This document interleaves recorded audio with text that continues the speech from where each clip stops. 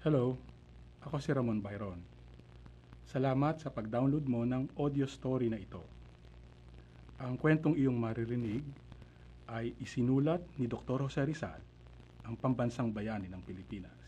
Hindi ito Noli, hindi rin ito ang Philly. Ang totoo, hindi kilala ng maraming Pilipino ang kwentong ito. Hindi pa ito naisa sa pelikula, na ipalalabas sa telebisyon, o naisasadula sa radyo. Sa madaling salita, matagal nang patay ang kwentong ito.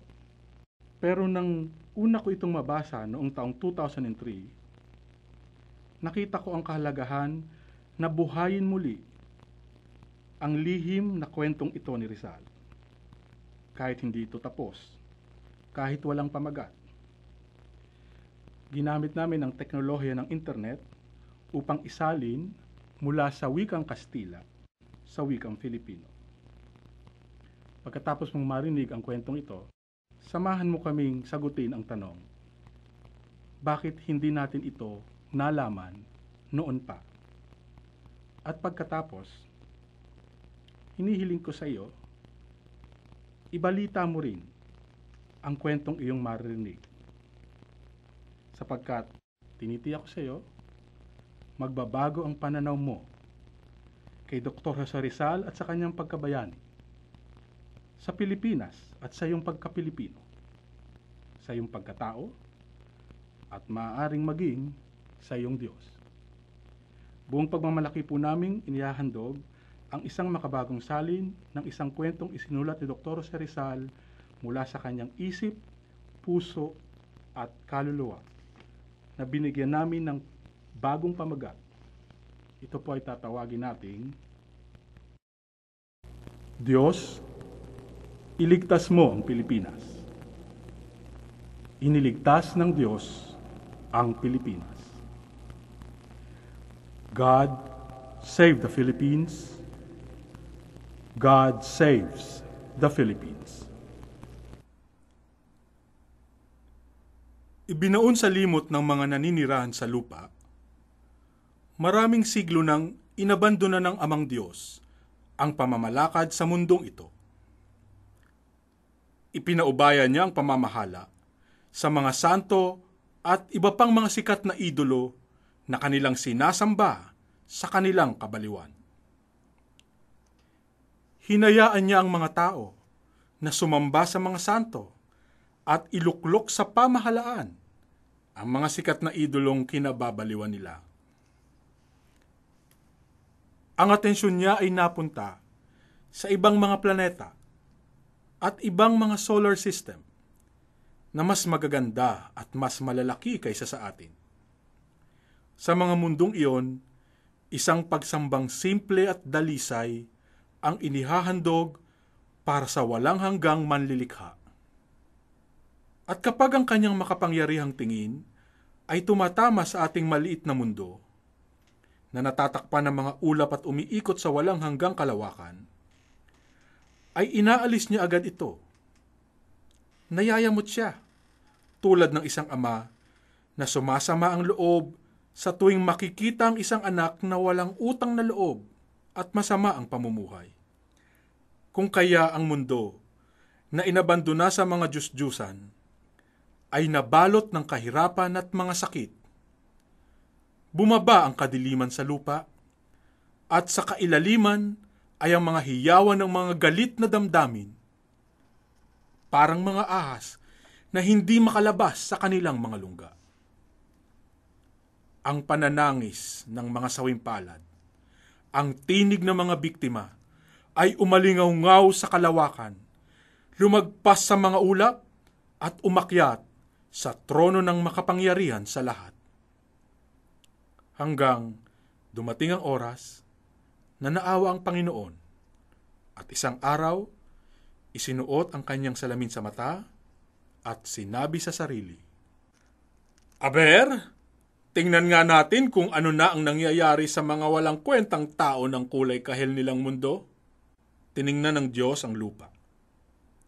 Nagkataon naman na ang nakita ng mga mata niya ay ang isang grupo ng mga bulubunduking isla na napaliligiran ng maunos na dagat at inuuga ng mga pagyanig, parang isang taong nalaso ng asoge. Doon ay may nakita ang Diyos na mga lalaki, iba't ibang lahi at kulay. Nakasaya ang ilan, ang iba naman ay nakapantalon.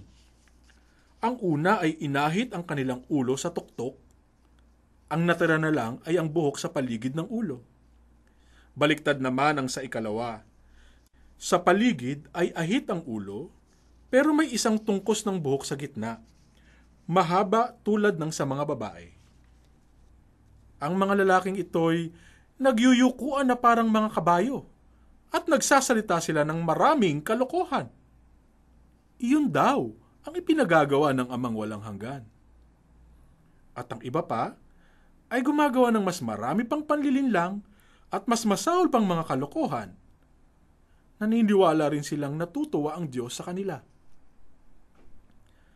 Akala ng Amang walang hanggan, isang guni-guni ang nakikita niya. Inayos ng Diyos ang kanyang salamin sa mata at nagmasid pang mabuti. Nakita niya na may minorya ng mga tao na walang ginagawa sa buhay kundi ang mang-api at mang-alipin ng kapwa. Dinudukot nila ang mga mata, sinisipsip nila ang utak, at hindi pa rin kontento, inaalipusta at nilalait nila ang mayorya. Pero ang ipinagtataka sa lahat ng Amang walang hanggan ay ang makita na hindi masaya sa buhay ang lahat ng mga tao. At ang totoo, mas lalong hindi masaya sa kanilang buhay ang mga nang-aapi kaysa mga inaapi.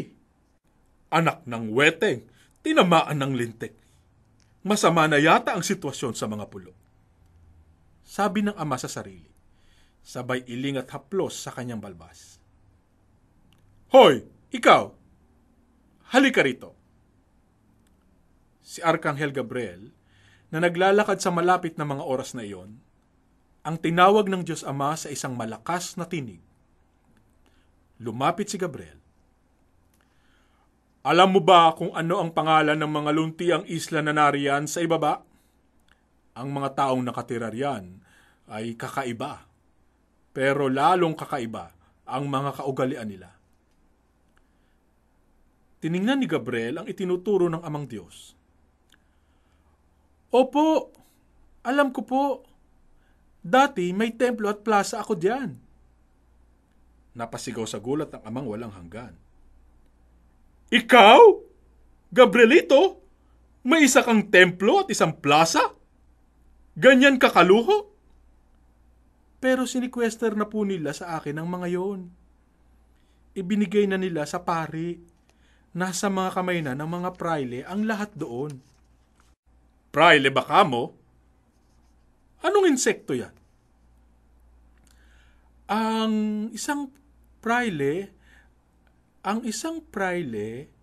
ang pare, mahirap pong ipaliwanag ang bagay na yan. Kahit ako, hindi ko rin po maintindihan. Sagot ni Gabriel na nalilito. At ano ang ipinangalan sa mga islang yan? Tanong ng Diyos habang buong interes na nakatingin sa lupa. Ang kapuluan ng Pilipinas. Aha! Yan pala ang pinag-uusapang Pilipinas. Ang bansa na pinanggagalingan ng maraming kung ano-ano. Pero akala ko, sabihin mo nga sa akin, bakit tunog Kastila ang pangalan ng mga isla? Samantalang ayon sa dinig ko, iilan-ilan lang sa mga nakatira diyan ang marunong magsalita ng wikang Kastila. Isa pang tanong yan, Amang walang hanggan. Sagot ni Gabriel na naging bukang bibig na ang salitang tanong nang tumira siya sa Pilipinas. Kasi po, nasa ilalim ng kapangyarihan ng mga Kastila, ng mga puti, ang mga kayumangging Pilipino. Nasa ilalim ng kapangyarihan, Gabriel? Nasa ilalim ng kapangyarihan ba ikamo? Ngunit nilikha kong malaya ang mga tao. Ipinanganganak na malaya ang mga tao. Lahat ng tao ay pantay-pantay. Puti man o may kulay ang balat. Tanong na naman po